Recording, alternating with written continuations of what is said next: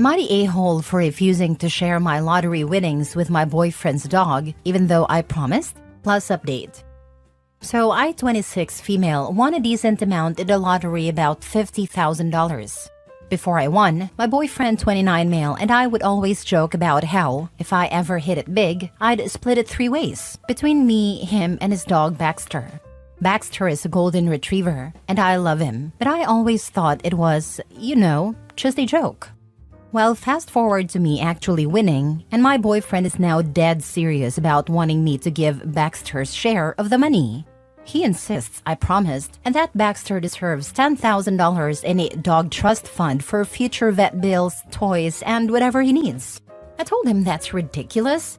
Baxter is a dog and doesn't need a trust fund. Now, my boyfriend is calling me selfish and saying I went back on my word. He says it's not about the dog, it's about me not keeping promises, and that it shows I don't take our relationship seriously. But seriously? Over a dog? Here's where it gets weird. I actually did buy Baxter a pretty fancy dog bed and some expensive treats with part of the winnings. But my boyfriend is saying that doesn't count, because it wasn't part of the official $10,000 I supposedly promised. He even brought up going to a lawyer to set up the dog trust fund to make it official. I feel like I'm in a twilight zone. Am I the a-hole for not giving a literal dog a chunk of my lottery winnings, even though I might have jokingly promised? Or is this whole thing just absurd? Now for the top comments before reading the update. Your mistake was telling your boyfriend that you'd won. Honestly, I thought sharing the good news would be a fun moment for us. But now it feels like I unleashed a whole can of worms. If I had kept it to myself, maybe I wouldn't be dealing with this wild situation. It makes me wonder if I can ever trust him with big news again. Have any of you ever had a weird experience like this one? Not a-hole. How long have you been with this guy? This is so odd. It also just thinks of him being money-grabbing. Dave Ramsey always says money doesn't change people. It just highlights who they really are. And I think that's true. What will he be like in future? Huge red flag. We've been together for 2 years and honestly, I've never seen this side of him before. It's like the second I won, he flipped a switch. And now he's acting like I owe his dog this huge payout. I mean, it's not his money, so why is he acting like this is normal?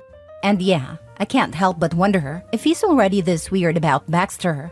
What happens if we start talking about our future finances? Do I need to set up a rainy day fund for his goldfish too? I would not give anything to this a-hole after that stupid manipulation he tried to pull to get more money from you. Girl, tell him and his dog to pound sand. I beg of you. Right? It's wild to me that he thinks this is normal behavior. I never expected to be in a relationship where I'd have to defend myself against a dog trust fund. Honestly, I'm so angry right now and seriously thinking about breaking up with him. I love Baxter, but I didn't sign up to be a doggy bank. Yeah, money can do funny things to people. Keep all the money to yourself and dump this a-hat. Not a-hole. For sure, I'm so disgusted. Might break up.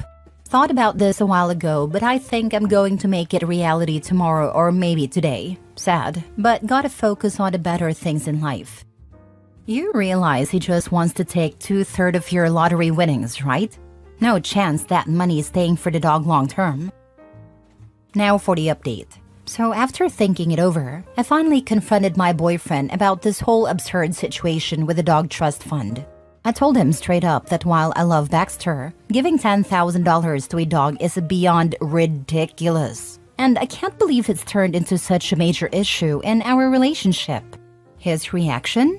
He doubled down. He kept going on about how it's not about the money, even though it's clearly all about the money, and that this is really about trust, and me not keeping promises. He even said that if I can't keep this promise, again about the dog, how can he trust me to keep my word on bigger things? At that point, I just couldn't take it anymore. I told him that this whole situation has raised huge red flags, and after 2 years together, I can't believe he's acting like this. I told him flat out that we're ending our relationship because his priorities seem completely out of whack. If he's this unreasonable over something so absurd, I can't imagine dealing with more serious issues down the road. Instead of reflecting on what I said, he got defensive and accused me of breaking trust. I'm honestly floored by how this has spiraled, but I feel like this breakup was inevitable with how he's been acting. Am I the a-hole for ending a 2-year relationship over a dog trust fund, or is this as insane as it feels? Please tell me you didn't give him any of your winnings. No, I didn't give him any money. I love Baxter, but the whole idea of a dog trust fund is just too much for me. I think it's important to keep the focus on what this really says about our relationship, which is why I'm considering ending things. Just wanted to clarify since so many are asking. If he's prioritizing a dog trust fund over your relationship, that's a pretty massive red flag. Breaking up over this just shows you're not willing to waste time on someone whose values are so off. Trust your instincts. This isn't just about the dog. Not the a-hole. This isn't about the dog at all. He isn't prioritizing a dog trust fund. He's prioritizing getting 2/3 of her winnings, because this is about money and control. Next story. Am I the a-hole for telling my husband that he absolutely ruined the birth of our child? Hi everyone. Our daughter is now 8 weeks old. So obviously, this whole argument has gone on a very, very long time. We both have been holding grudges and neither of us think that we are wrong. So when I got pregnant with my daughter, my husband started in immediately telling me that I should have a home birth. I really do not know why he was so adamant on it, but he was. At first, I brushed him off and told him I would think about it, because I was only 6 weeks pregnant and the birth seemed so far off. Of course, it came quickly and my husband would literally speak over me at doctor's appointments when my doctor would ask if I had a birth plan. This caused a few arguments between us in those 39 weeks of pregnancy, but I never really changed my mind. Eventually, my husband's mother sat down and talked to me, and she told me all of the reasons why they did not want me to go to a hospital for the birth. I expressed my concerns about, safety of the baby and myself, but just like my husband, she brushed me off. I ended up telling my husband that I would take myself to the hospital when it was time, and that I did not want a home birth. He acted as if he didn't hear me. We met with a doula who was also very pushy. I felt overwhelmed and not supported at all. I was 36 weeks at that point. So when I went into labor, I was 39 weeks, I absolutely begged my husband to take me to the hospital where my doctor is. He wouldn't. He spoke to me condescendingly and called a doula instead. I was in labor for about 3 days, active labor for around the last 22 hours. I cried whole time. I just felt something was wrong. I was scared and oftentimes they left me alone. The doula told me that if active pushing and labor reached 24 hours, I had to go into the hospital. I remember thinking that I could not decide which was worse, staying in labor for another 2 hours or having my baby right there. When she was finally out, I don't even remember wanting to hold her. I just remember crying out of relief. Obviously, I am okay now, but I did not have a good experience. On my first appointment after birth with my doctor, she was very shocked I had a baby. She was concerned. I was so upset. I told my husband that he absolutely ruined it for me. I truly never want to go through that again. I hear mothers say that they forget all the pain the second they have the baby, but I didn't. I love my daughter so much, but it was horrible, and it was entirely his fault. So I told him that, several times. He rolls his eyes every time and tells me how mothers are strong, and how I am not trying to be strong. I told him that if we ever have another baby, which he wants, that I will never do a home birth ever again. His response is, we'll see. I cannot possibly be the a-hole here, can I? Everyone around me is acting like this is so normal, but it's not, is it? Info. Where are you? Where I am, the doctors would have told anyone speaking over the pregnant women to stop, and that their views actually mean very little. Southern US. I'm from Texas. I had a midwife birth. I know lots of midwives and home birthers. Your experience is not normal. A criminal act has been perpetrated against you. In my opinion, you and your child are still in mortal danger. This man and his family are a clear danger to you and your child. Call the police. Report everyone. Take the baby and leave. This right here, OP. This is outright abuse of you at a very vulnerable time for you. not the a-hole, and do not have another child with this man. Please leave him now, before he raises your child this way and only his way. Your wishes will never be respected because this man and his mother do not respect you. Please, Opie, put you and your daughter first. If this is true, take the baby and freaking run. Yep, not a good situation for her and the baby. Totally ignoring her wishes and what's best for her health. Also, this is just a start, especially when it comes to the baby. He and his family will think they know better than health professionals. Next story. Am I the a-hole for kicking my sister out after she stole my engagement ring? So I, 28 female, recently got engaged, and my fiancé proposed with a family heirloom ring that means the world to me. My sister, 25 female, has always been a bit of a troublemaker, and she has a history of borrowing, stealing, my stuff without asking. I've confronted her about it before, but she always brushes it off. A few days ago, I noticed my ring was missing. I searched everywhere and eventually confronted my sister. She admitted she took it to try it on and lost track of it. I was furious because it's not just any ring, it's a piece of a family history. After a few hours of searching, she finally found it in her purse, but she'd scratched it pretty badly and didn't think it was a big deal. I was so upset that I told her she needed to leave my house and find somewhere else to stay for a while. My parents are now saying I overreacted and that I should forgive her since she's family. I feel justified in my anger, but I'm starting to wonder if I took it too far. Am I the a-hole for kicking her out? Now for the comments. Tell your parents that because she is family, you will not be reporting her for attempted theft, and they can provide her with a place to stay. They know she has a history of stealing. Protect yourself by keeping you out of your home. You deserve a space where you can feel secured and respected. Standing firm on your boundaries is crucial, especially with family. Agreed. It is apparent that you value that ring, and even if you didn't, she shouldn't be taking anything from you or borrowing it. Not a-hole. LMAO, stealing an engagement ring from you sounds like a super good reason not to let her stay with you. In my opinion, your parents are weird for not treating that like a big deal. I would probably cut my sibling off for a while if they took something of value like that from me. Not to mention, if you'd lost that forever, it would have marred that engagement memory for all time. Like you would think about where that ring went for the rest of your life. That's unhinged that your blood is okay with putting you through that. Not a-hole. The parent's reaction explains why somebody in their 20s thinks it is okay to take other people's belongings. For real, hard to grasp the gravity of your actions when the first and foremost authority figures in your life are excusing your screw-ups. Who knows with this chick, but I feel sorry for anyone in this situation. It's not always easy to be a good person, especially when you see an easy way out by putting yourself first.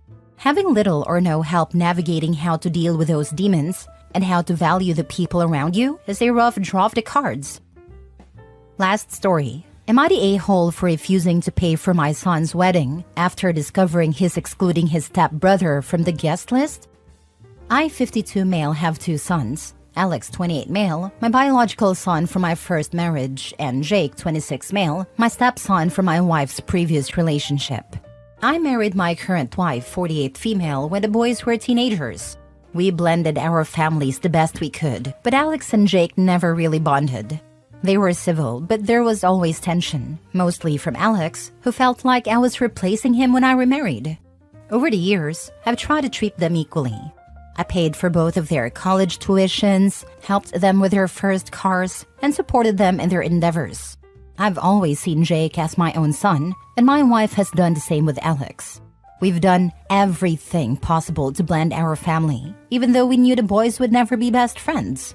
Fast forward to now, Alex is engaged and planning a big wedding. He asked me months ago if I could contribute financially, and I happily agreed, setting aside a significant amount of money to cover most of the costs. We've been having regular planning meetings, and everything seemed to be going smoothly until last week when I noticed Jake's name was missing from the guest list. When I asked Alex about it, he shrugged and said, "I just don't want him there." I was shocked and asked for an explanation, but Alex wouldn't give me one. He simply said it was his wedding, and he didn't feel obligated to invite anyone he didn't want there. I told Alex that Jake is part of the family and that not inviting him would create unnecessary drama. Alex was adamant, saying they were never close and he didn't want to fake it on his big day. He said he'd rather have a smaller, more intimate event without any awkwardness, and I could either accept it or not. I told Alex that I wasn't comfortable funding a wedding where one of my sons was deliberately excluded without any clear reason.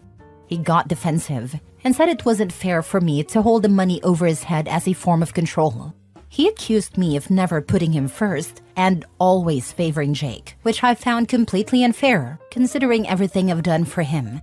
My wife is devastated. She feels like this is Alex's way of punishing us for marrying and blending our families. Jake, on the other hand, is trying to stay out of it, but I can tell he's hurt. He's acting like it doesn't bother him, but I know it does. He's never caused any problems and has always been respectful of Alex's space.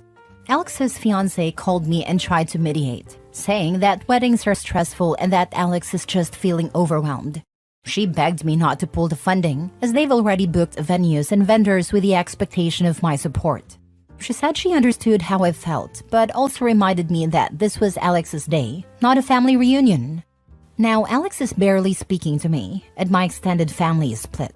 Some think I'm justified for standing up for Jake, while others think I'm overstepping and should just let Alex have this day the way he wants it. I'm torn.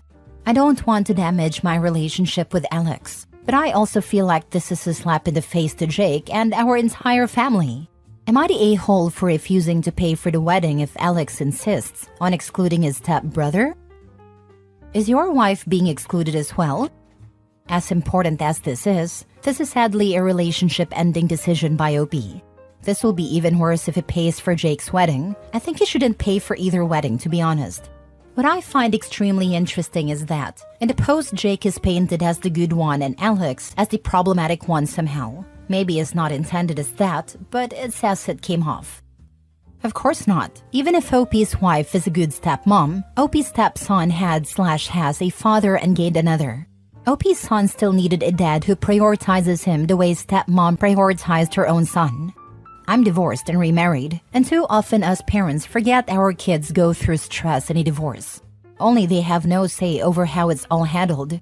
They don't fall in love with a new spouse and get excited about growing a family. They're just expected to be excited and go along with it. It sounds like there may be a history of OP not recognizing and respecting his son had feelings that differed from his own. So his son wants one day where it's about him. Sounds like stepmom was invited, just not stepbro. So perhaps stepbro was responsible for more of the not getting along than OP knows or wants to admit. Instead of asking or understanding that he gave an ultimatum, I wonder if stepbrother would invite OP's son, and if his wife would be okay with pulling contributions to her own son's wedding. Another thought, I'm wondering what Alex got out of his blended family. Jake got his college education paid for, his mother didn't bother apparently, and Alex got blamed for feeling pushed out. I was wondering the same. Alex had to share everything as a teenager onwards. What did he get in return? Jake, however, got a heck of a lot from OP. Especially as they met as teens, he didn't raise Jake from a baby. And no talk of Jake's father. Did OP overcompensate, which is why Alex always felt second best? Possibly. Update. Am I the a-hole for kicking out my mom's boyfriend? Original post. When I was 17, my mom came into money.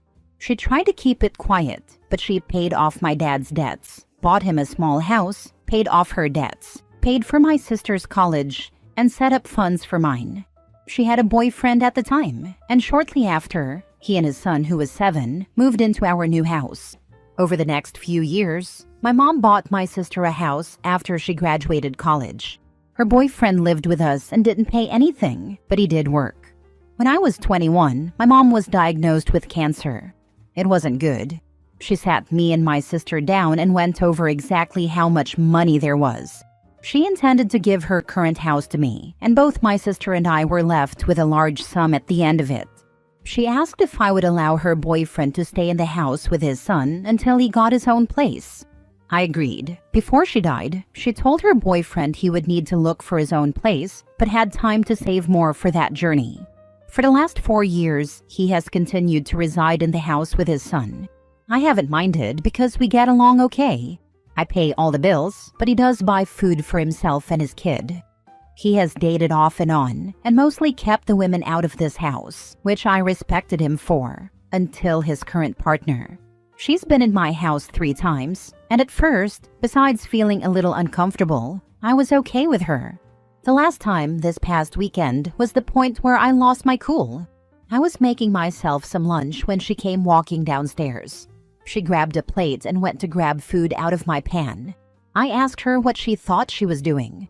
She started telling me how I should look for somewhere else to live, and that leeching off my dead mom's past relationship as an adult was pathetic. I hollered for my mom's old boyfriend. He came down and I told him I didn't know what his current thing thought, but I wasn't going to be disrespected in my house. He wouldn't even look me in the eyes as he mumbled something about my mom promising him the house and that he was just being kind by letting me stay. First, that isn't remotely true. Mom pulled him and me together after she asked if he could stay to set expectations. My mom met him shortly before she won the money and told him and us girls that she had no intention of leaving him money. She did set aside a fund for his son for college when he gets there, but he cannot touch it. Only his son can. He has lived in this house for almost 8 years without paying a dime. He should have plenty of money, and if he doesn't, that's on him. I told him he had 30 days to leave. I wasn't going to house someone who would lie and disrespect me in my house. He left that night with his son, but his ex-wife called to tell me I am cruel and an a-hole for her son losing his house. He is here every other week. I really feel like my mom didn't expect him to still be here, but my sister said she feels like I am breaking my promise to my mom, and that made me feel like maybe I am the a-hole. Now for the top comments before reading the updates. Not the a-hole. The critical part here is that your mom asked you to let him stay until he got his own place and to give him time to find one. In that time, instead of looking to move somewhere else, he continued to settle into life in the house, to the point where he even started bringing a new girlfriend along. He moved on, but didn't move out. Him lying to her and telling her this was his house tells you everything you need to know about his actual intentions to leave. You kicking him out wasn't abrupt. The clock had run out on your mother's kindness, and your obligation to her ended a long time ago. He was living there on generously borrowed time. OP's mom probably expected it to be a month or 2, since he's working but has no living expenses, and didn't during their relationship. Not 4 years. Where the heck is his money going if he can't get his own place? He had at least 4 years to save before OP's mother passed away, plus the 4 years since then. He has only been paying for food and presumably his phone, car insurance, fuel, etc. in that time. He should have incredibly healthy savings, especially since he was living with his sister to save up before that. The mother probably thought that he'd take a month or 2 to grieve, spend a month or 4 looking in earnest, and be out of OP's hair within the year. If he was saving, say, $1,500 a month while the mother was alive, rent plus utilities and council tax/local equivalent on a 2-bedroom house/flat has to be at least that pretty much everywhere in what sounds like the US. That would be 1,500 times 12 times 4 equals $72,000 before she passed. The same again since then, and whatever he had beforehand. Of course, he could afford to move out straight away. Dude should have a good $150,000 minimum sitting in his bank account. That's most definitely, screw this. I'm off to a hotel to complain to people who I can tell a very slanted version of the story to. Money. If it happened exactly how you said, you're not the a-hole. If she did say he had time to save but would need to look for his own place, that means she never imagined or wanted him staying for long. So you're breaking no promises. Did she leave him any money or assets? It's totally possible that your mother would be livid if she knew her boyfriend was still living with her son after 4 years. No, she created a fund for his son for his college, but that was the only money set aside for him or his son. It's a generous amount, enough for 4 years at a high-dollar school. Anything not used for school will be given to him on his 25th birthday, from what I believe she told me. A lawyer and accountant are in charge of those funds, not me or my sister, so I only know what she told us before she died. She was never married to or even engaged to her boyfriend. He lived with his sister and was saving for his own house when Mom met him. Him moving in with us was supposed to be temporary and allow him to save to buy his dream home. But he never left. My mom was like that though. She had a big heart, and sometimes people took advantage of that, especially after the money. She bought him a brand new truck when his car broke down, but beyond that and smaller gifts, like a TV, computer, etc., for birthdays and holiday gifts, she did not leave him money. They had no joint accounts. My mom paid for everything, and he was supposed to be saving for a house the whole time they were together. Sweetheart, you are not the a-hole. First, I am so sorry. You are the only one who knows if you're telling the truth. It seems very plausible to me, but if he was already saving money for a house when he met your mom, then lived 4 years with her and another 4 years with you, that man is just a loser. Is there any way your dad could come stay with you the week he moves out? The first thing you need to do is change all of the locks and get yourself some sort of security system. Please don't feel bad for making him leave. It seems to me that your mom was really smart and planned things out very carefully. Being that he had already lived with her for 4 years, I agree with the commenters who said she was probably thinking a month or two, not years. If your sister makes any more comments, then you can tell her she's welcome to let him live with her. Again, so sorry for your loss. Please make sure you're safe and take care of yourself. Thank you so much. My mom was the sweetest person, and when I was a teenager, I feel like I was a nightmare to her. I'm thankful I was much better in my late teens and 20 to 21, so she got to see me mature a little before she passed. I wasn't always the best daughter, but she was always the best mom. I think part of letting him stay so long was having bonded with his son, but also, I liked having someone else around who loved my mom too.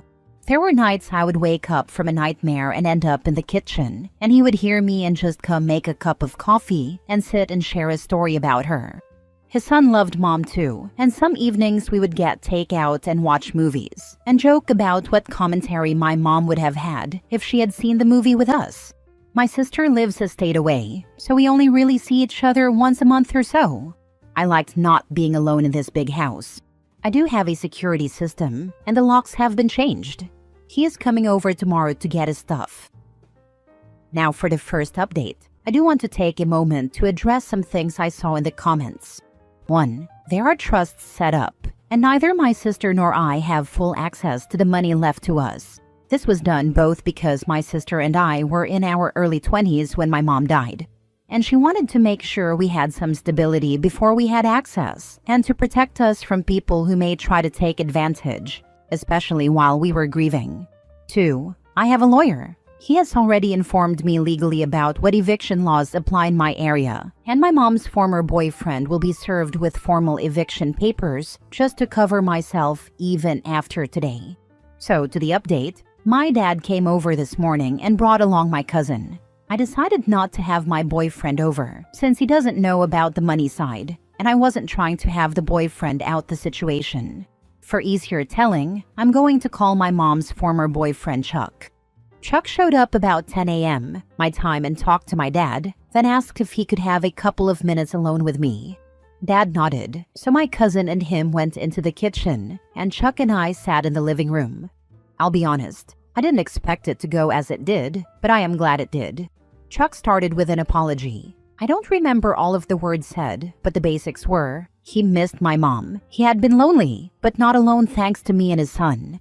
He was sorry for what had happened, that he got caught up in lust and let someone else fill his head with ideas, and that he owned up to his mistakes and should have never put up with someone who would disrespect me or my mom's memory. He tried to hand me a cashier's check for $15,000. He said it wasn't much, but he wanted me to know he appreciated me and living with me, and that he wanted to pay back some of what he owed. I refused the check, both in part because I never wanted his money, but also because I didn't want to give any possible legal leg for him to stand on if this was somehow him trying to stay. I told him the first part and told him to put it toward a house. He told me he is living with his sister, but is going to look at houses with a realtor next week. He did say his son is asking about our next hangout date and said both my sister and I are welcome to arrange time with him. After all of that, my dad and cousin helped him get all the stuff out of the house that he owned. He had brought a U-Haul, and he gave me back my house keys. He apologized again and left. Not what I expected, but it went really well, and I feel a lot less like I let my mom down. I'm just being nosy, sure, but how did the woman who thought she's getting you kicked out of your house respond to it all? No clue. At my house, she just seemed smug and bitchy. I didn't ask Chuck about her and honestly don't care. My house is nice, but it's not like it's multi-million dollars or anything. Had you said all that stuff in the previous post to him away from his girlfriend? Were you not there when he grabbed her to leave? Just wondering, because I assumed it was said in front of her, and that's why she left so easily instead of trying to fight to make you leave. All that got said in front of her was that I wasn't going to be disrespected in my house, and he could have 30 days to find new housing and she was not welcome back. That was all I said in front of her, and she kept a pissy face on, but didn't say anything to me and walked out with him. Change all the locks regardless and get cameras. Better safe than sorry. Honestly, I worry about retaliation from the girlfriend more than Chuck, but still a reason to change the locks. With some home warranties, changing the locks is included. Second and last update. This is probably going to be my last update unless something unexpected happens, but I thought I would just give a quick update on Chuck. So, Chuck called me last week and again yesterday. He put an offer on a house, and yesterday it got accepted. The expected close date is early next month, but I am very proud of him. I know everyone expected more drama, and honestly, some of the comments had me worried, but it's been really good. He thanked me a lot for letting him have so much time here, offered me some money one more time for his time here, which I again declined, but I did offer to help him move in when the time comes. Moving sucks. He put down almost half for a down payment, so he definitely was saving money during his time here, and I'm glad everything that happened was an encouragement for him to get into a home of his own. I talked to his son yesterday after he got out of school. We are going to play laser tag this weekend with my sister, and he is excited for the new house too. If Chuck has $15,000 to hand out, I'm guessing he's not exactly skint. Looks like he's landing on his feet, and kiddo should be mostly okay until he's ready to go to college. Chuck's an ass, but he's out of OP's life. She can move on from it. Probably the only real loser in all of this will be the daft girlfriend/ex who forced the confrontation. That's because Chuck and his ex-wife don't have to foot a massive college bill, so both can save a bundle. Now that Chuck has to buy his own place, I bet there are going to be changes to the ex-wife's situation too. Sometimes, offering to fund a child's college education may seem great, but with a dad like Chuck? I was smart in setting up my nibblings' further education funds. They were to either get a decent university course, and anything left over is given to help start up after graduation. If they don't do further education, the amount is given in sections, enough to help out if they need some extra cash, but nothing to subsidize an income. Honestly, I'm glad that this post didn't go the way it usually does with stuff like this. Estrangements, cutting off people, etc. I'm happy for OP and his sister, that Chuck was stupid but not bad, and that their relationship with Chuck's son can continue. Last story. Am I the a-hole for finally telling my brother-in-law to leave after he's been mooching off us for a year? He moved in saying he just needed a few months until he was able to save enough money to rent his own place. It's been a year, but he's never once paid for bills, groceries, nothing. He doesn't even do basic chores, but my wife, she's his brother, always tries to cover for him and does his chores for him instead. He leaves dishes in his sink, doesn't take out the trash, just sits around on his phone when he's at home playing mobile games, or goes out on his motorcycle for long rides with his buddies. We've been biting our tongues because he's family, but last week was the last straw. He came home late, parked his bike, and didn't lock the gate. As a result of his neglect, our dog of 12 years got out. We searched everywhere and even made Facebook posts, only to find out a few hours later that he got hit by a car just outside our subdivision. We were devastated, and I was furious. But guess who was the one acting pissed off? My brother-in-law, saying it wasn't his fault, and that shit happens, and that he'd just buy us a new dog. What? He hasn't even contributed a single cent to our monthly electric or internet bills. I lost it, told him to pack his stuff and get out. My wife thinks I was too harsh, but I honestly don't care anymore. He doesn't respect our home, our rules, or our damn dog. Am I the a-hole for not considering my wife's feelings first? A part of me feels that we should have talked about it first, but then I acted on my own out of anger. Am I the a-hole? Am I the a-hole for not considering my wife's feelings first? Why isn't she considering your feelings? Why does her brother seem to have priority in your home? That's not okay. Not the a-hole. He didn't get his act together within 3 months. It's my guess he never planned to until he was forced to. The whole not contributing anything to your household is just such gross, entitled behavior. Good on you for finally taking care of business. I'm so sorry about your dog. Agreed. OP has been considerate towards his wife's feelings for at least a year, hence letting the brother-in-law live rent-free. Honestly, she doesn't have any grounds to be hurt or say anything to OP as her brother overstayed his welcome in the first place. This, all of it right here. A few months usually winds up being a few years. A few years of doing absolutely nothing, wasting money on drugs, alcohol, or junk they don't need from Walmart.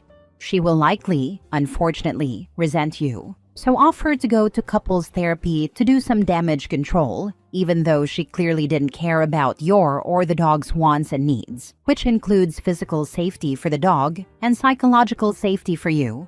Yes, husbands need psychological safety too. Not the a-hole. Why is your wife not more upset about the dog? Or his attitude about letting the dog out? You can't just replace a family member like it was nothing. He needed to go before, but there's no coming back from the dog thing now.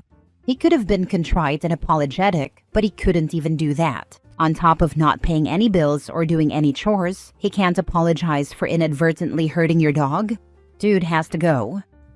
Seriously, a family member that caused a situation like this would be dead to me. Update. Does a child who didn't see one parent because the other parents told them despite custody orders in place have to repay the time debt after age 18? Original post. Posting anonymously because I think I know the answer, but feel like an idiot asking anyway. I hope I described this clearly. My parents split when I was very young and had shared custody about 50-50 at a time. My mother ran off with me to Canada not long after, but cancer took her when I was 15.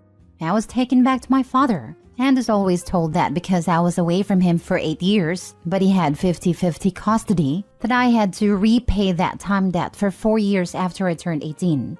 I took it as just how things are. There was a letter from my dad's lawyer that I haven't been able to find that I had when I came back, to him pointing out I would be a minor until after I turned 22 and a few months. I am not allowed to leave home much except to work. Dad gets all of my money to support me. I am not allowed to see guys, and I am not allowed a car. And it seems really unfair to me, and nobody else my age is in this situation.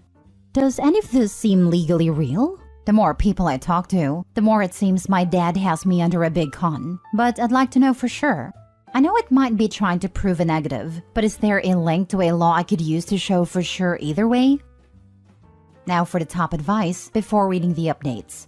I'm not surprised your mother ran. Your father is nuts. No, none of this is a thing. At 18, you are legally an adult and can move out, and I would strongly suggest you do so. Your dad is lying to you.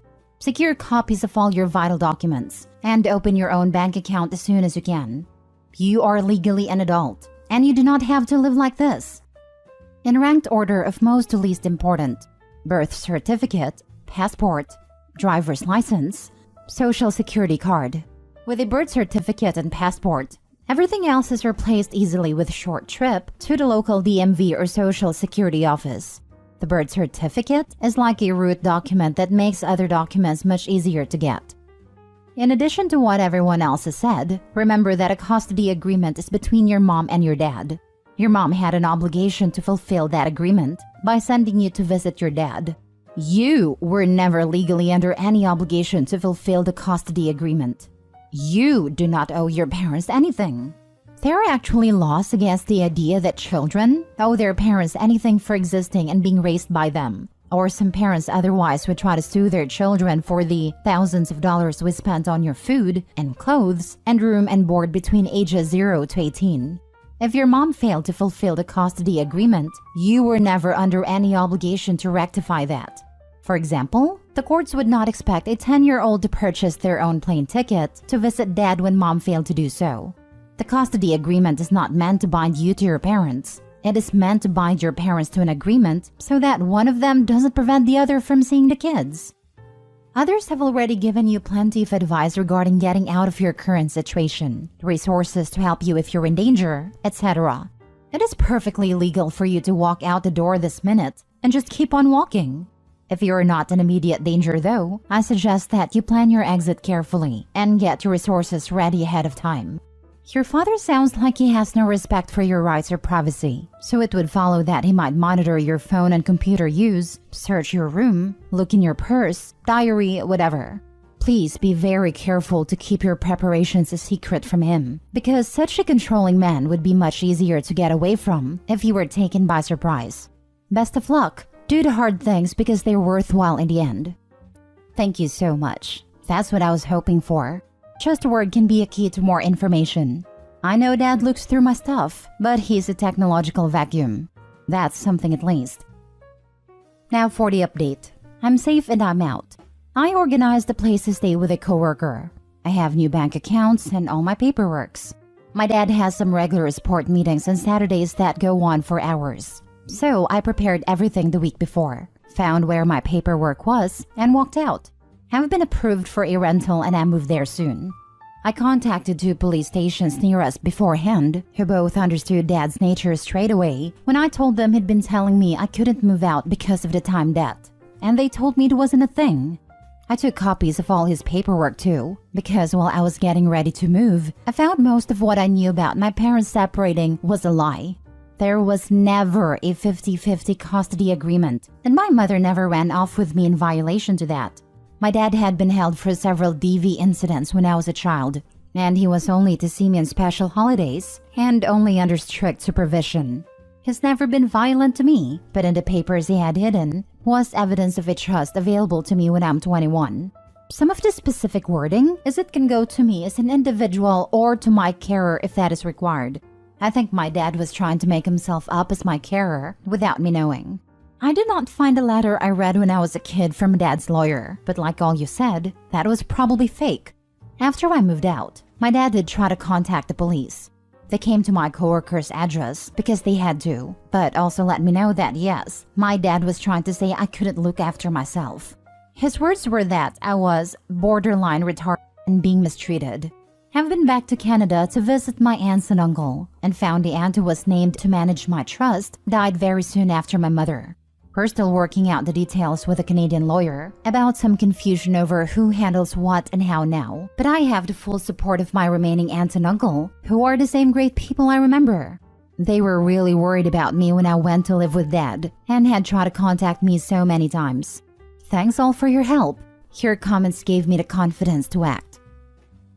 This is my shocked face when I found out the dad lied about the custody agreement and was actually an abusive POS. Blank. Same, lol. Before even getting to the end of the post, I was like, nah, OP's mom escaped abuse from this guy, and now he's trying to control OP. It's ridiculous how similar these people are. I guess the courts didn't see this custody info when they returned her to her dad that was set up to protect her. That was unfortunate. Custody is pretty irrelevant once one parent is dead. Unless there was a restraining order or such, they'd automatically return her to the surviving parent. Especially as there seems to be no history of child abuse, just spousal. That's one of the reasons why I'm paranoid about my own safety. If anything happens to me, I'm afraid of what would happen to my kid. My parents think they'd be able to get her, but I worry that's not how it would play out. Make an end-of-life plan. Have a lawyer help you legally transfer custody to your parents, should you pass before they do. Only a court can say where children will live, so get a court involved while you are able to express your wishes. There is a 0% chance that the dad didn't know about the trust. Absolutely. He wanted OP till 22, so he could drain the trust. Then he would have hot potatoed OP. The 4 years after 18 might be what he needed to prove he was a carer or whatever. It sounds like he was already working the carer angle. He just needed time until 21. Then, enough time to drain the fund. It's good OP got out when they did. Conservatorship is very hard to overturn once it's established. He could have done some pretty awful stuff. Last story. How to spread your inheritance in a really unique and fair way while ticking off most of the family. This story is the story of a good friend of mine's grandfather and how he dealt with his inheritance in a very unique way. He had 2 sons, and each of them also had 2 sons. In the last half year of his life, my friend and me visited him every morning and every evening. You see, he did not want to go into a retirement home, and apart from getting ready in the morning and in the evening, he did not really need help. Now, I need to explain something really quick. Back in the day, we still have mandatory service in the army for 12 months. But there were several ways around it, though I will only explain the most common way since it is connected to our story. You see, instead of going to the army, you could say you refused to go to the army for ethical reasons, which was really just a formality. You simply wrote a 1-page essay why you think you being in the army would violate your personal ethics, and they pretty much had to accept it. But that meant you had to go into civil service. Civil service could be any kind of job that in a wider sense is a service to society. So these jobs ranged from kindergarten to retirement homes and anything in between, like hospitals, homes for the physically or mentally disabled, meals on wheels, pretty much anything you can imagine. You would be paid for that time the same amount of money you would get in the army and had a right to certain perks like a free room, health insurance, work clothes, etc. The same stuff any soldier gets. Plus, since soldiers get free food, you either got free food or a food allowance. I did my time in a retirement home, and it was an awesome experience. I think a job like that really widens your horizon as a young, arrogant kid and really matures you and shows you what is actually important in life. So back to the story. I was just done with my time in the retirement home, and for 1 year imply wanted a job around and make some money. Then one of my best friends comes to me and tells me he needs my help. His grandpa can no longer do everything by himself, but really only needs help in the morning to get ready and in the evening. And since I have learned how to do this from real professionals, he asks me to show him. So his grandpa does not yet have to go into a retirement home. He later admitted grandpa said he would rather end himself than get into a nursing home, and he seemed really serious about it. He did not tell me at the time, since he did not want to pressure me into help like that, which I really appreciated. He was one of my best friends, and I really liked his grandpa.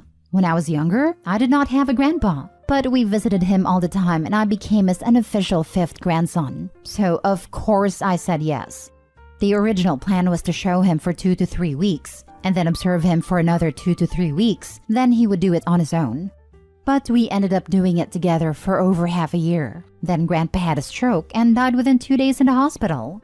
2 days later, my friend asked me to come with him to the lawyer where the last will would be read. His grandfather had specifically asked that his will should be read a day before he gets buried, which is quite unusual, but not illegal as such. I asked why he wanted me there, and he told me the lawyer had officially invited me, since grandpa had left me something as a thank you for my service. I was a bit embarrassed, but also happy that grandpa had thought so highly of my service that he even put me in his last will. Now, my friend's dad is an entitled a-hole, and the same goes for his uncle. We arrived there and went into the room. My friend is F. You get 3 guesses who me is. Entitled dad is ED and entitled uncle is EU. Entitled dad to me. Why the hell are you here? I know dad called you in jest his 5th grandkid, but this is for real family. Entitled uncle. I bet the gold digger hoped he would get some money in the will. Me. I was asked to be here by the lawyer. Take it up with him. I have no idea why I'm here. Entitled dad. If you pulled something to get to his money, I will sue you so hard, even your kids will still need lawyers. Friend, show some respect and stop shouting. I know you two did not really care about your dad, but show at least a minimum of respect. Entitled uncle. How dare you talk like that to your elders, you little turd?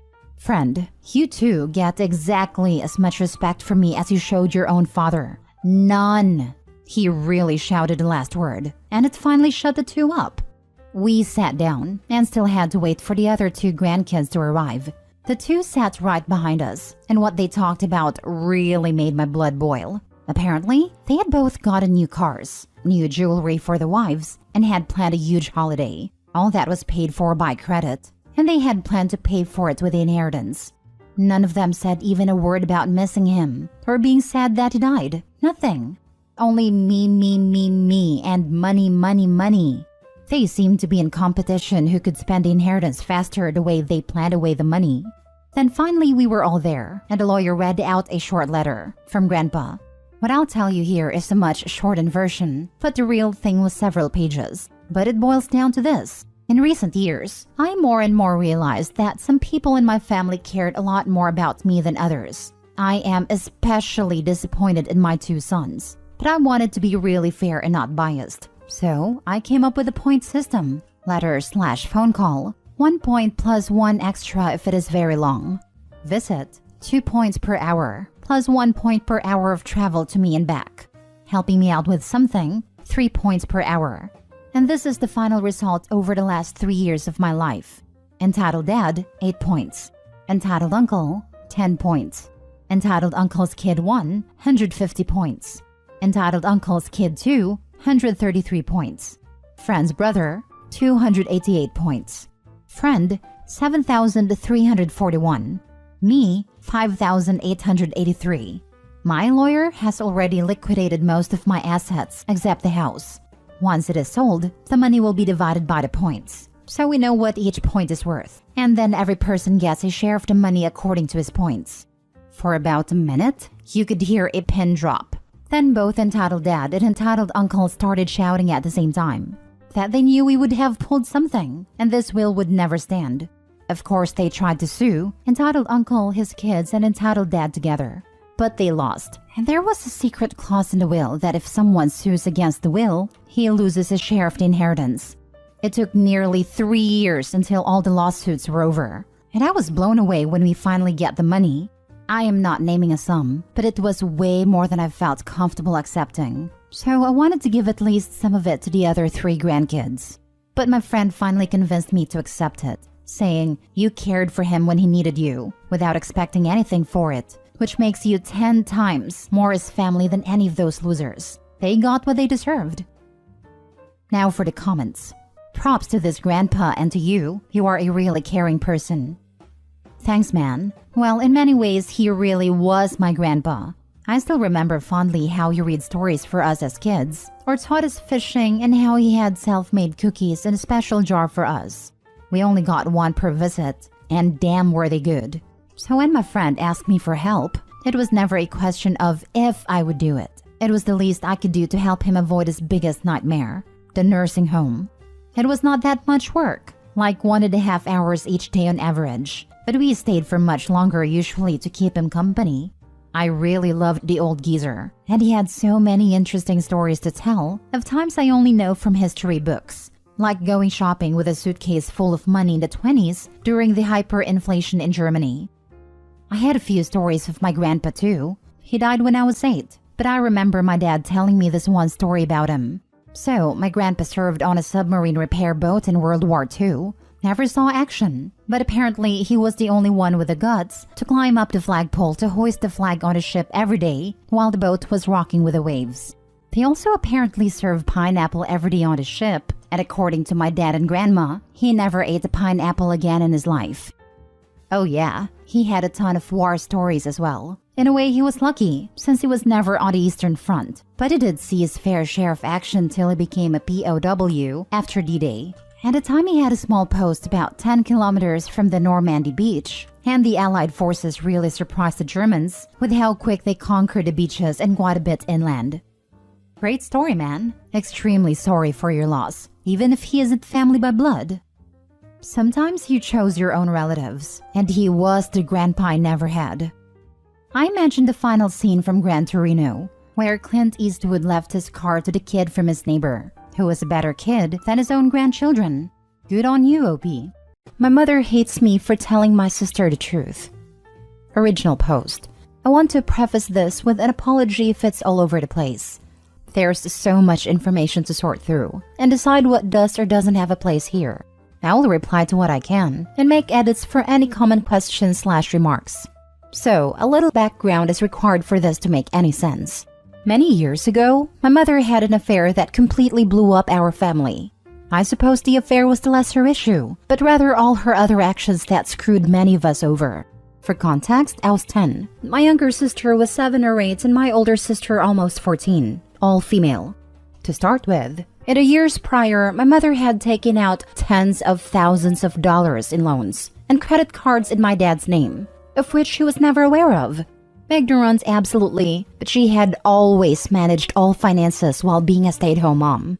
She also managed to make 5 years of GST payments disappear from the business account, for which Dad was then charged with 2 charges of around $100K and fines of tax evasion on top of the missed payments. All 3 of us kids had a bank account set up from young, which our dad had added to so that we would be in a positive position when we were older, for university or a house deposit, whatever it was that we desired. Being saving-oriented even as a kid, I had chosen to put 100% of any money earned through chores or gifted for birthdays into the account. Then at 14, when I began working and gained access to net banking, I realized Mom had drained my account and had less than $50 left on it. If that wasn't enough, her own mother had stored a sum of money in my parents' safe that was intended for her funeral. My mother took every last dollar and refused to pay it back, that my dad paid back with interest when he found out. Due to the tricky financial situation, Dad would travel for work wherever the trade was needed in that moment. Typically, he would leave in the early hours of Monday morning and return on Saturday afternoon. And this time, my mother felt it appropriate to leave us at home so that she could visit the affair partner, usually not coming home for days at a time. Nobody knew. We had no carers or access to resource, as we lived a 20-minute drive to the nearest town/stores. This went on for a few weeks, before my mom sometimes contacted our cousin to come stay with us while she was out. To this day, I believe that only happened because the other guy figured out what was going on. Due to timing of people coming and going, our dad didn't know any of this happened until months later. I kept quiet because I knew we couldn't afford to stay home. All this said, I stepped into the parent role. My little sister was kept in the dark as much as possible. I did my best to maintain her same routine, so that she felt as little impact as possible. Obviously, she suffered, to the point of requesting to sleep in my bed every night for a year. But it seems that she doesn't remember any of the crappy things that happened back then. My older sister was very mentally ill, where I had to medicate her each morning and conduct daily body and room checks. Those who know will get what I'm suggesting. To the best of my knowledge, our little sister never saw any of this. I didn't and don't believe those are subjects such little eyes should have to witness. Our older sister was also really ashamed and is asked to keep the situation away from the youngest, as she had a habit of speaking without realizing or knowing the potential damage.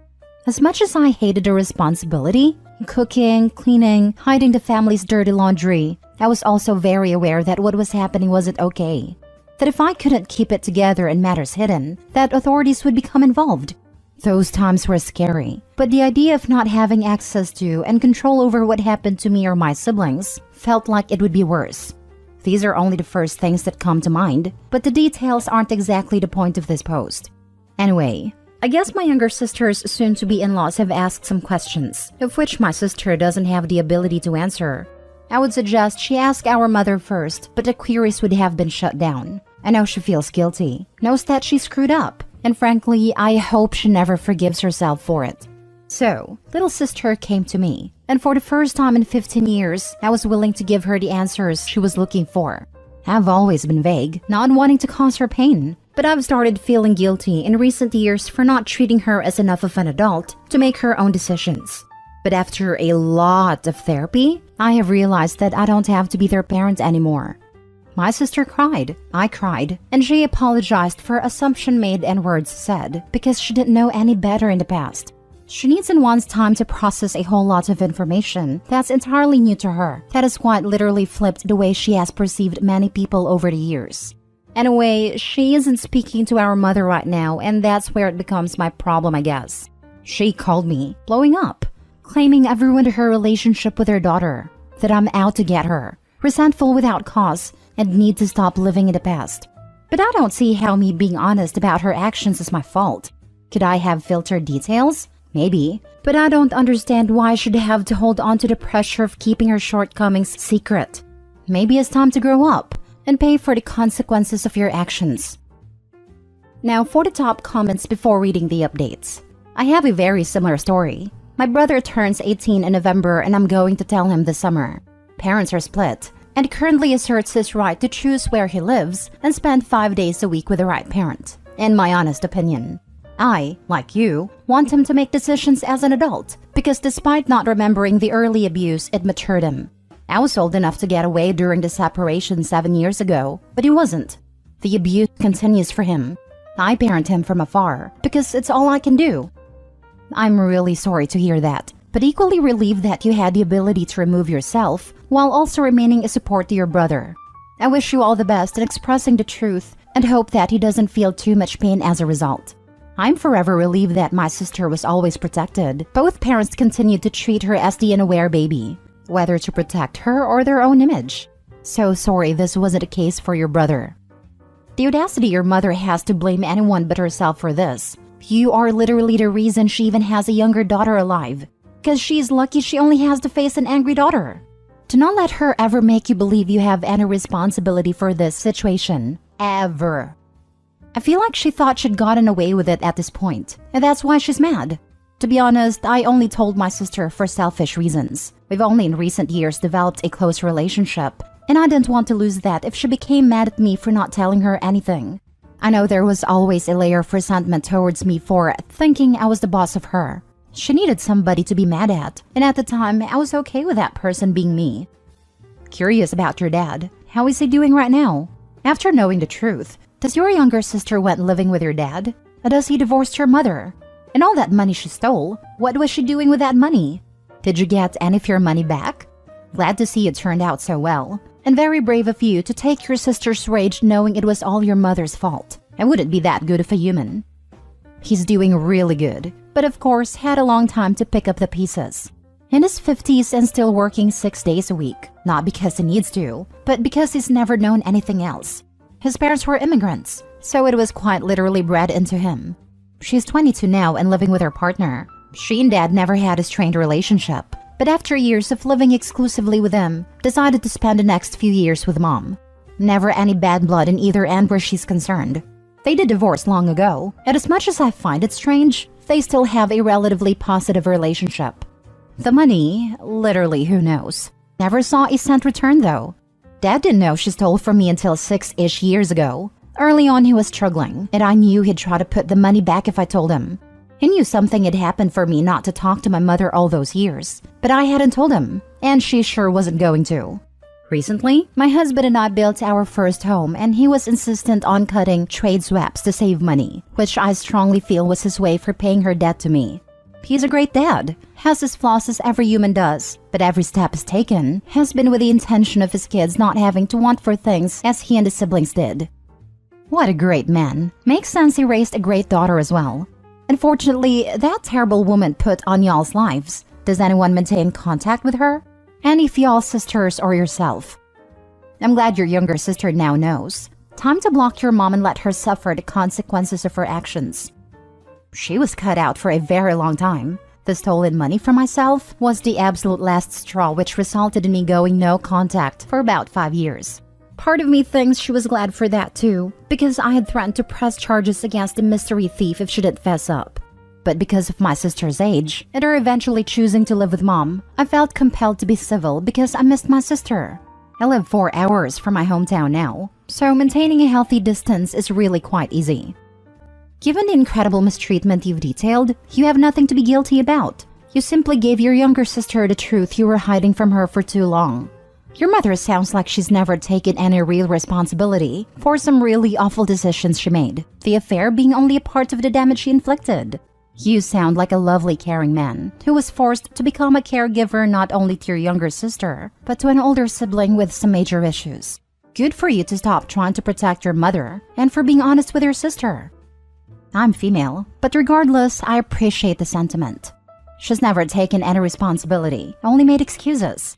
My favorite was the one for her leaving us to care for ourselves. You all made it clear you didn't want to spend time with me. Narcissism. The only reason she's mad is because your sister doesn't feed her ego anymore. She isn't even a little sorry for what she did. She's just mad accountability costs her something. Absolutely. That's her through and through. Has only ever been out for herself, no matter who she harms in the process. Luckily, you are not your mother, and just know, blood doesn't make family. Family are the people you want to be around that build you up, not break you down. You and your sisters are family. When you're done, cut the tumor out. And please keep being a wonderful sister to your true family. Hugs and best wishes, OP. Couldn't agree more. I long ago created a family I wanted and needed. Blood relatives don't mean jack if they're only in it for their own gain. Thank you. Now for the updates. And now she's resorted to posting on Facebook, claiming that one of her ingrates are spreading rumors to ruin her. I don't even have Facebook, so not really sure what she's trying to achieve in doing this, but an old family friend called my dad to ask what's going on. Also, I'm speaking to nobody about the situation. I don't even live in our hometown. If nothing else, she has nothing for me to ruin. No way I'm engaging or sinking to her level, but seriously, what a waste of a person. Now the parents are fighting. She is fighting with her current husband, and things are all around just getting messy. She thinks she's making people feel sorry for her, but mostly she just looks pathetic if you ask me. Second update. Turns out I really don't need to sink to her level. That's been taken care of while I sleep. I guess mom's privacy settings aren't great and that's working against her. The vague woe is me post has been shared by 3 family members/friends with a single but far less cryptic one-liner. Oh, you mean the ingrate that raised her kids? Should she be more grateful for your affair or the complete and utter abandonment of your 3 kids? And my absolute favorite from my granny. Rotten hell, you lying thieving witch. Granny was not holding back here. You are born with a finite amount of cares. Granny ran out years ago. I was once told a woman is born with a bag of care. Some are bigger, some are smaller. Throughout your life, you give these cares away. Until one day, normally in your 30s, you reach in to give another one and you realize there are no more to give. My bag ran out about 10 years ago. Lol. Sounds like Opie's mother is finally facing some consequences. And it's so stupid of her. Her stupid ego couldn't take not being regarded in a positive light, forgetting she was in a very fragile glass house when she threw stones. So she has to go making herself the victim, despite the fact she's a thief, a liar, and a cheat. Granny doesn't mess around either. One of 2 ironies in this situation is, if she had just continued to STFU on all fronts, she wouldn't be reaping the public consequences of her actions on Facebook. Since she's the narcissistic idiot that purposely publicly announced her BS, not OP/both sisters/the father, nor younger sister's fiancé and its parents. She really had the audacity to think no one publicly online would call her out. Yet it's her side of the family, especially grandma, her own mother. Telling her to rot in hell are the ones that ripped her new one, not OP/the sisters nor the father. Hence the second irony of all this. Last story. My stepmother threw away my late mother's possessions 5 years ago. My 23 female late mom died over 10 years ago, and over 9 years ago, my dad 49 male remarried to my stepmother. My stepmother and I never were close. I missed my mom like crazy and would try to talk to my stepmother about her, but she didn't seem interested. Every time my mother was mentioned, she'd stop engaging in conversation and just go on her phone or walk away. When I was 17, my grandmother had told me that she was creating something special for my 18th birthday. I asked for a hint, and she said it had to do with someone I missed a lot. That night I cried a lot. I knew she was going to create something to do with my mother. A while after that, my dad called me. He said he had some bad news while sniffling. He said that my stepmother threw away all my mom's possessions. Not one thing was left, not even sentimental items. I started crying, but my dad comforted me over the call and then started crying with me. I know you aren't supposed to make major decisions when you are emotional because it can lead to reckless behavior. But I was so mad and sad that I decided to drive to my dad's house. My grandmother opened the door, but I just walked past her. I went straight to my stepmother. I started yelling at her, calling her something along the lines of jealous, vindictive witch. I said a lot of vile words. I told her I never wanted to talk to her again. She tried to apologize, but I just blocked out everything she was saying. I ignored what everyone was saying and just left. Since then, my half-brother was born. I have nothing against him, but I barely visit him. My dad didn't immediately forgive my stepmom. He stayed for half-brother, and after 3 years of the couple's counseling and therapy, he forgave her, although their relationship was never the same. Some family members have told me I'm being dramatic. They told me to get over it, and that has been 5 years. It doesn't matter how many years it will be since she did that. 5 since I knew, and 7 since she did that, but I will never forgive her. No amount of apologies will bring back those stuff, those memories. Yup, what she did was vile. No contact is best. There's no getting over what she did.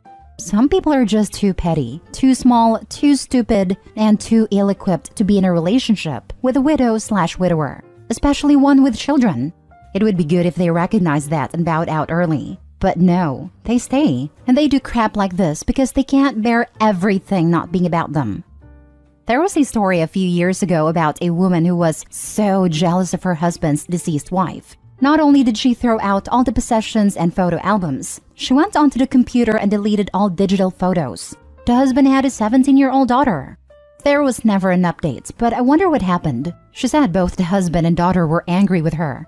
She was pregnant, which complicated the situation. I imagine the husband tried to make it work, but the relationship eventually broke down. It doesn't matter if it's 5 years or 55 years. These are the only things you had of your mother. And your stepmom was so petty, insecure, and threatened by a dead woman's belongings that she decided to throw them away. She could have given them to you or your grandmother if she didn't want reminders in the house with your dad. But no, she decided to destroy any potential of a future relationship with you. Stay no contact. Tell any family that's telling you to forgive that they have never had to be in your position, so they have no advice. And if they continue to be idiots, tell them off the same way her dad's current wife was told off. Screw them to hell. Feed them pig dung and fish guts.